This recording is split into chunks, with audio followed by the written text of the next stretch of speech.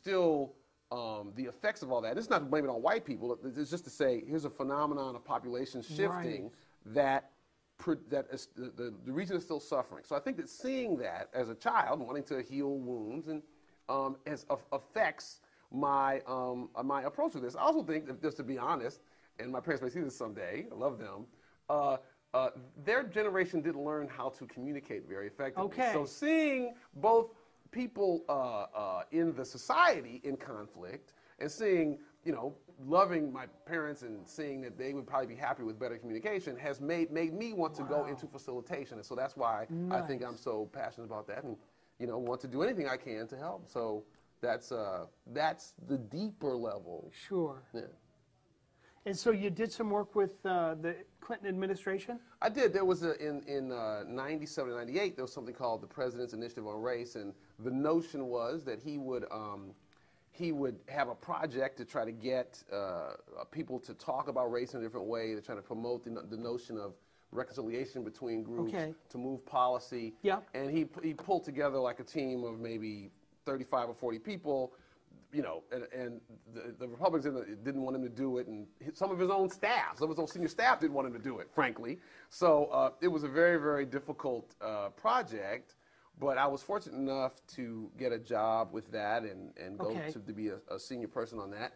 And so did you guys have the keypads during that time? No, we didn't have. Would they have helped? Can you see? I think they would. I think they would have. I mean, the truth is that I think these would help a lot of people. I don't, you know, I went to school with Michelle Obama. She's and so I'm trying to figure out a way to get to her, to let her know the power of these devices and facilitation in general to help make public meetings more effective. But so these were around, but we didn't know about them. And you know, people in politics, they become very, very cautious about doing anything that is at all risky. So I'm not sure had it's crossed the screen of people whether we would have done it. But now there's more than 2 million of these things that are around in the U.S. today.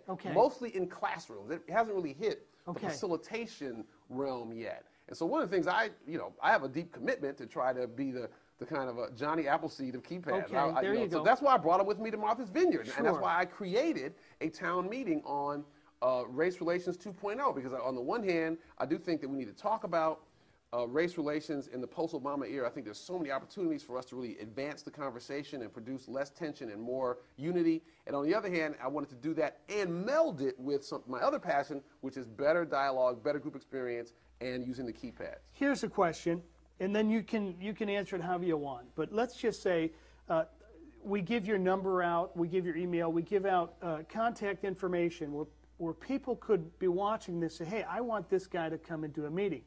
Do you have, first of all, is that what you're about? Will you go, or does it have to be about certain topics? No. I've done certain number of people. Is there a minimum? No, I have done meetings as small as 8 people, a board of directors of 8 people, and as large as 4,500. Wow. Okay. Where I've been involved in the design of the meeting, the thinking through.